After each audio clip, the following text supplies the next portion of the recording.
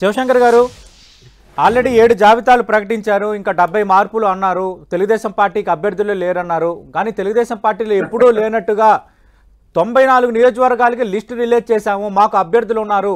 అలాగే ఈ అసంతృప్తులు కూడా ఎందుకు వస్తున్నాయంటే అధికారంలోకి వస్తున్న పార్టీ కాబట్టి ఖచ్చితంగా అసంతృప్తులు టికెట్ ఆశించేవారు ఎక్కువ సంఖ్యలోనే ఉంటారు. ఇది బ్రహ్మం చౌదరి గారు చెప్తున్నమాట.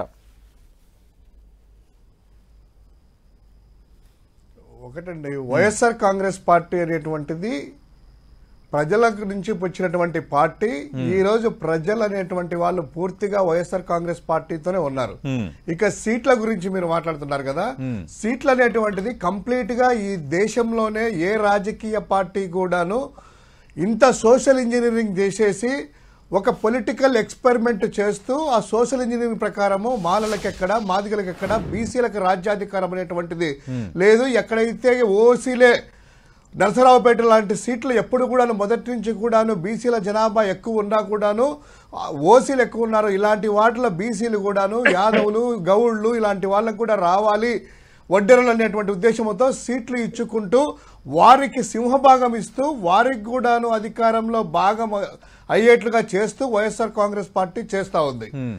ఇక మీరు అన్నట్లు ఈ సీట్లు అనేటువంటిది చంద్రబాబు నాయుడు ఎంత అగసాట్లు పడ్డాడో, చంద్రబాబు నాయుడు ఎలా బీజేపీ కోసం ఎలా అర్రులు చాచాడో, లేకపోతే జనసేన పవన్ కళ్యాణ్ గారిని ఏ విధంగా మెప్పించో భయపెట్టో ఇంకోటి ఆశలు చూపించేసో పూర్తిగా ఆయన జుట్టుని తన చేతిలోకి తీసుకొని ఈరోజు పవన్ కళ్యాణ్ గారు ముఖ్యమంత్రి అని పాపం కాపు యువతంతా కూడా గొంతు అరిచేటట్లు, గొంతు పగిలేటట్లు అరుస్తున్నా కూడాను వాళ్ళ ఆశలను అడియాశలు చేస్తూ ఈరోజు ఒక పార్టీకి కొమ్ముగాయడం చూస్తూ ఉంటే కనుక పాపం ఈరోజు ముఖ్యంగా బలైనటువంటి వాళ్ళు కాపు యువత, కాపు జనసేన వాళ్ళను పూర్తిగా బలిపశువులు చేశారు.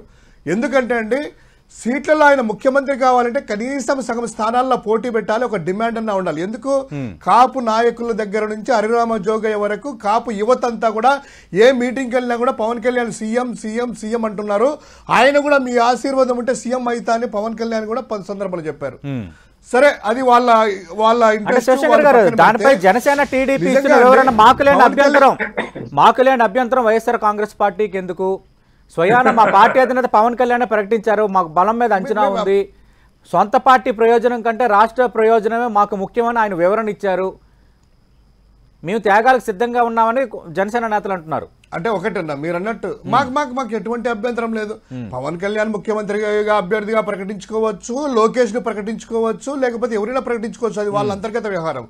ఇక్కడ ఏంటంటే గనక ఒక కాపు యువతను తీసుకొని కాపు మీద ఆధారపడినటువంటి వీళ్ళు కాపు జనసేన అనేటువంటి కాపులను రెచ్చగొడుతూ కాపులని ఆశలు చూపించేసేసి తీసుకునే పార్టీ అనేటువంటిది ఒకటి. రెండవది, పవన్ కళ్యాణ్ అనే వ్యక్తి గన్నవరం తణుకు దగ్గరికి వెళ్ళేసి తణుకులో నేను రామచంద్రరావు గారికి గత ఎన్నికల్లో టికెట్ ఇవ్వలేకపోతున్నాను, కొంచెం మాటలు విని నేను ప్రజల సాక్షిగా క్షమాపణ చెప్తున్నాను, రామచంద్రరావు అన్నకే టికెట్ అని చెప్పి రామచంద్రరావు గారి టికెట్ అనౌన్స్ చేసేసి ఫస్ట్ టికెట్, రెండవ టికెట్ కందుల దుర్గేష్ అనౌన్స్ చేశారు. కానీ ఈ రోజు తణుకు టికెట్ ఎవరికి ఇచ్చారండి? టీడీపీ రాధాకృష్ణకి అనౌన్స్ చేశారు. అంటే పవన్ కళ్యాణ్ పరిస్థితి ఎలా ఉంది చూడండి. ఆయన ప్రకటించి వేల మందిలో క్షమాపణలు చెప్పి రామచంద్రరావుకు టికెట్ ఇస్తున్నాను, ఇంతకుముందు గతంలో తప్పు చేశాను అని క్షమాపణలు చెప్పి అభ్యర్థిని ప్రకటించుకున్న తొలి అభ్యర్థికే టికెట్ ఇవ్వలేని పరిస్థితి ఆయన పరిస్థితి పాపం. అదేవిధంగా చంద్రబాబు నాయుడు గారేమో ఆయన టికెట్ అనౌన్స్ చేసుకుంటారు, ఆయన కుమారుడు అనౌన్స్ చేసుకున్నారు, ఆయన బామర్దిది అనౌన్స్ చేసుకున్నారు.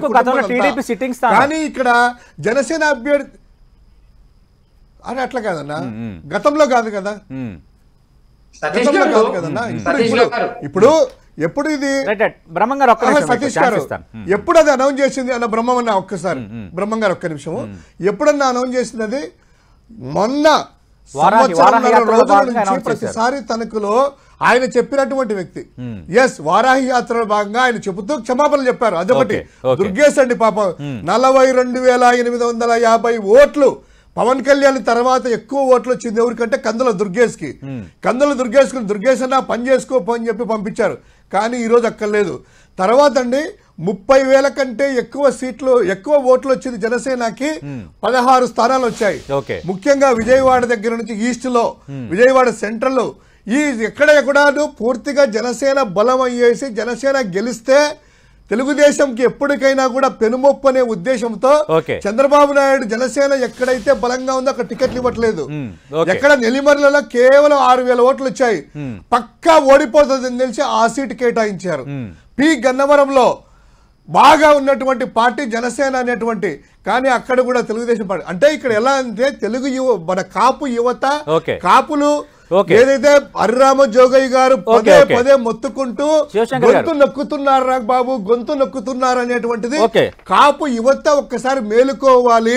దానిపైన జనసేన అధికార శివశంకర్ గారు జన సైనికుల్లో విషయం నింపుతున్నారు.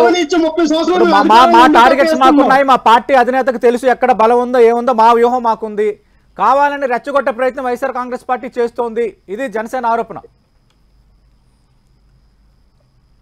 అన్న జనసేన ఆరోపించవచ్చు కానీ ప్రజల అభిప్రాయం కానీ మంది కానీ ఎస్టాబ్లిష్ చేసుకోవాలంటే పార్టీకి 2 ఏళ్ళు పడుతుంది, 3 ఏళ్ళు పడుతుంది, 5 ఏళ్ళు పడుతుంది, 10 ఏళ్ళు 15 ఏళ్ళు అయినా కూడాను ఇంకా పునాదులు వేసుకుంటున్నాము, చంద్రబాబుకి అధికారం చేస్తాము, పునాదులు వేసుకుంటాము, చంద్రబాబు అధికారం ఇస్తామంటే కనుక అది వాళ్ళ కర్మ, వాళ్ళ ఇష్టము.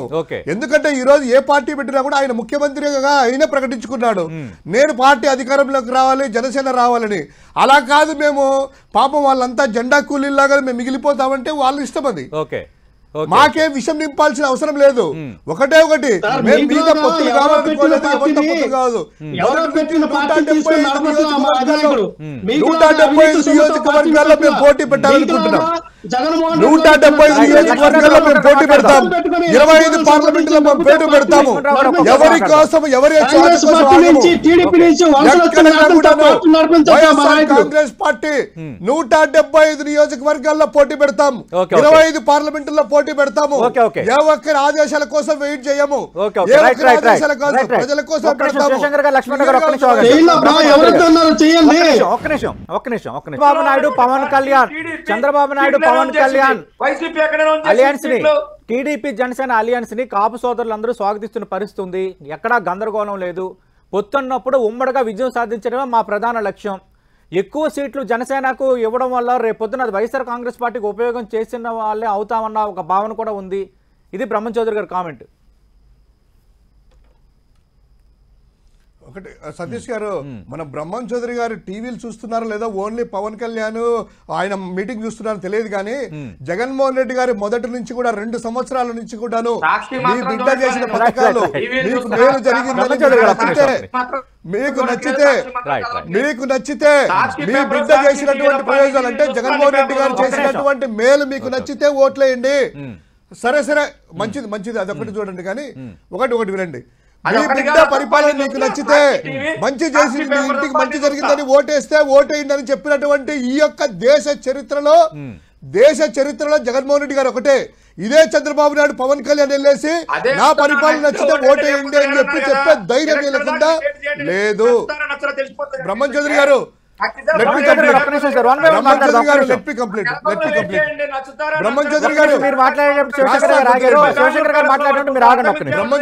క్రాస్ టాక్ వద్దు, నేను కూడా మాట్లాడతాను.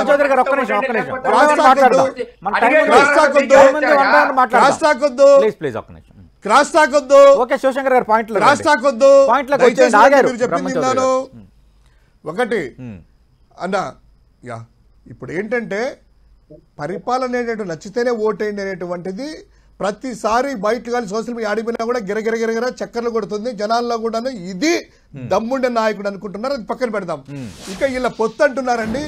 మేము ఇప్పుడు చూడలేదు, 2014 రాష్ట్రం విడిపోయిన తర్వాత ఎప్పుడైతే గంపగుత్తగా పార్టీ పెట్టి పోటీ చేయకుండా అప్పచెప్పినప్పుడు ఆ రోజే చెప్పాము 2019లో వ్యతిరేక ఓట్లు చీలిపోతాయి అని చెప్పి ఉద్దేశంతో ఆ యొక్క ట్రాన్స్ఫర్ చేసేసి వైఎస్ఆర్ కాంగ్రెస్ జరగకుండా సపరేట్ పార్టీ పెట్టినప్పుడే అప్పుడు చెప్పాము. గత 12 సంవత్సరాల నుంచి మేము మొదటి చెప్తూనే ఉన్నాము, పవన్ కళ్యాణ్ పార్టీ చంద్రబాబు యొక్క తోక పార్టీనే అని. ఏ రోజు పక్కన మేము చూడట్లేదు, వాళ్ళందరూ ఒక్కటే అని చెప్తున్నాము. ఇప్పుడు అదే మాట మీద ఉన్నాము. ఇక భయం అంటారా? వీళ్ళే అన్నారండి, నాకు 15% ఓట్ షేరింగ్ ఉంది, పవన్ కళ్యాణ్ పదే 15% ఓట్ షేర్ ఉందన్నారు కదా. మరి అంత బలం ఉన్నప్పుడు 15% ఓట్ షేర్ ఉన్నప్పుడు దామాషా పద్ధతిలో అయినా కూడాను 60 నుంచి 65 సీట్లు వీళ్ళకి రావాలి అంటే వీళ్ళు ఏమంటారు తెలుగుదేశం వాళ్ళు బ్రహ్మం చౌదరి ప్రకారము వాళ్ళకి ఎంత సత్తా ఉంటే అన్నే ఇచ్చాము, ఎన్ని గెలిచే సీట్లు ఉంటే అన్నే ఇచ్చాము. అంటే పవన్ కళ్యాణ్ గెలిచేది కేవలం 24 దగ్గర మాత్రమే ప్రభావం చూపుతారా? అంటే చంద్రబాబు నాయుడు ఇక 171 స్థానాలు చూస్తారా, అంటే 161 స్థానాలు చూస్తారా అనేటువంటిది. దీన్ని బట్టి అర్థమైందంటే పవన్ కళ్యాణ్ జనసేన మీకు ఇంతనే, మీకు చెంచానా మీకుండేది, పావలా కూడా రావని వాళ్ళు చెప్తున్నారు. పవన్ కళ్యాణ్ జనసేనకి లేని అభ్యంతరం కాదండి, నేను చెప్పట్లేదు. ఇదే దుర్గేష్ బాధపడ్డారు, ఇదే దుర్గేష్ బాధపడ్డారు, ఇదే విజయవాడ ఈస్ట్ నుంచి రాము, ఇదే విజయవాడ ఈస్ట్ నుంచి రాము బాధపడ్డాడు, అదే ఆలపాటి రాజా బాధపడ్డారు, అదే హరిరామ జోగయ్య బాధపడ్డారు.